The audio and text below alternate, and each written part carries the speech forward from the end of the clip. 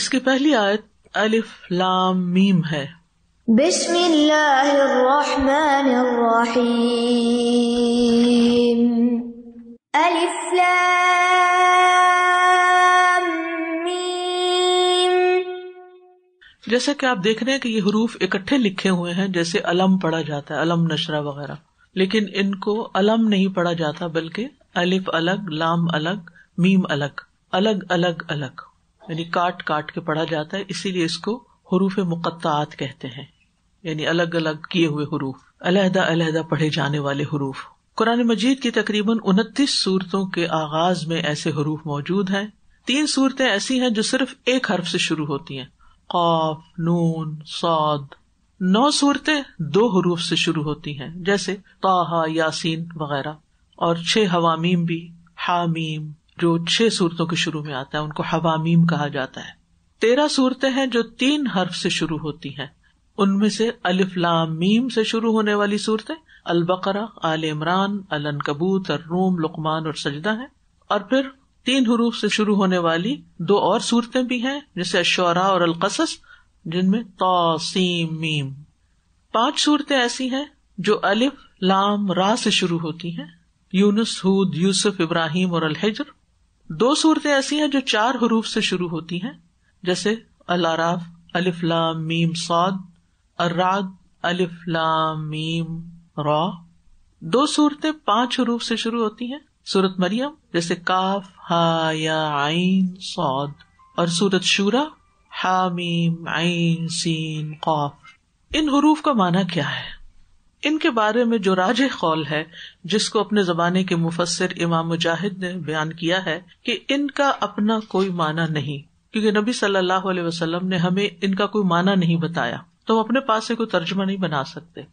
عربی زبان ایک واضح زبان ہے. قرآن عربی زبان میں اترا بلسان عربی مبین، اور عربی زبان میں حروف تہجی کو الگ الگ پڑھنے کا معنی نہیں ہوتا. اس لیے ہمیں اس کے بارے میں سکوت اختیار کرنا چاہیے. سکوت کا مطلب ہے خاموش رہنا چاہیے، اور ان کے معنی جاننے کی کوشش نہیں کرنی چاہیے. اور ساتھ ہی یہ یقین بھی رکھنا چاہیے کہ اللہ سبحانہ وتعالیٰ نے ان کو کسی مقصد، کسی حکمت کے تحت اتارا، کیونکہ قرآن مجید قیامت تک کے لوگوں کے لیے ہے. اس میں ہر دور کے لوگوں کے لیے نئی نئی چیزیں سامنے آتی ہیں، تو ہو سکتا ہے کہ کسی دور کے لوگوں کے لیے یہ ایک معجزہ ثابت ہو. حروف مقطعات قرآن کے اعجاز ہونے پر بھی دلیل ہے. اعجاز کا مطلب ہوتا ہے عاجز کر دینے والی چیز، معجزہ. قرآن مجید سارے کا سارا معجزہ ہے. قرآن مجید نے چیلنج کیا کہ کوئی جیسی 10 صورتیں لے آئے، لیکن لوگ عاجز ہو گئے. ایک صورت کے لیے کہا گیا وہ بھی نہیں لا سکے، اور پھر آیات کے لیے کہا گیا وہ بھی نہیں لا سکے. تو لوگ قرآن کے جیسا کچھ بھی نہ بنا سکے، اس کے لانے سے عاجز ہو گئے. حالانکہ یہ الف لام میم یعنی حروف سے ہی مل کر بنے ہیں الفاظ، اور الفاظ سے مل کر بنے ہیں آیات.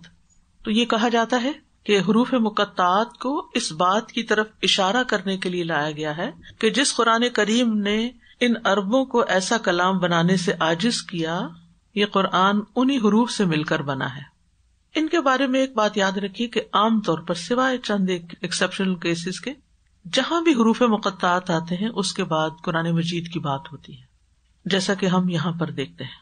خلاصہ کیا ہے کہ قرآن مجید میں یہ حروف 29 سورتوں کے شروع میں آئے ہیں. ان کو پڑھا جانا چاہیے چاہے ہم ان کے معنی نہیں بھی جانتے، کیونکہ قرآن کے ہر حرف کے پڑھنے پر 10 نیکیاں ملتی ہیں. اور ان کے لیے نبی صلی اللہ علیہ وسلم نے الف لام میم ہی کی مثال دی ہے. عبداللہ بن مسعود کہتے ہیں کہ رسول اللہ صلی اللہ علیہ وسلم نے فرمایا، جس نے اللہ کی کتاب میں سے ایک حرف پڑھا اسے اس کے بدلے 1 نیکی دی جائے گی، اور ہر نیکی کا ثواب 10 گنا ہے. میں نہیں کہتا کہ الف لام میم ایک حرف ہے، بلکہ الف ایک حرف ہے، لام ایک حرف ہے، اور میم بھی ایک حرف ہے. ٹھیک ہے، تو آپ سوچئے کہ اگر ان حروف کو پڑھنے پر بھی نیکی ہے جن کا معنی ہم نہیں جانتے، تو جب ہم معنی جان کے پڑھتے ہیں اور سنتے ہیں تو اس کا درجہ اور کتنا زیادہ ہوگا. اس لیے قرآن مجید پڑھتے ہوئے کبھی نہ اکتائیں، اور کبھی یہ نہ سمجھے کہ میرا بہت وقت چلا گیا یا بہت وقت لگ جائے گا. اس سے بہتر اور کوئی کیا کام ہو سکتا ہے کہ جو ہم اس وقت میں کریں کہ جس سے ہمیں اتنا زیادہ فائدہ یا ثواب حاصل ہو.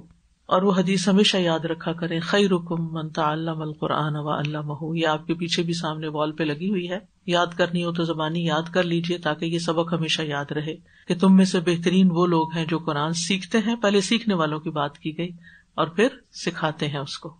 تو اپنی زندگی میں جو بھی آپ کا فیلڈ ہو، کوئی بھی کام آپ کریں، کسی بھی چیز میں مہارت حاصل کریں، کوئی بھی جاب کریں، بزنس کریں، لیکن کچھ نہ کچھ وقت اس کے سیکھنے یا سکھانے کے لیے ضرور نکالیں، یعنی آئندہ زندگی کے لیے اپنا ایک لائحہ عمل بنا لیں، اپنا ایک گول سیٹ کر لیں، کیونکہ یہ اللہ کا کلام ہے اور اس کے ذریعے اللہ سبحانہ و تعالیٰ بندوں کے درجات بلند کرتے ہیں۔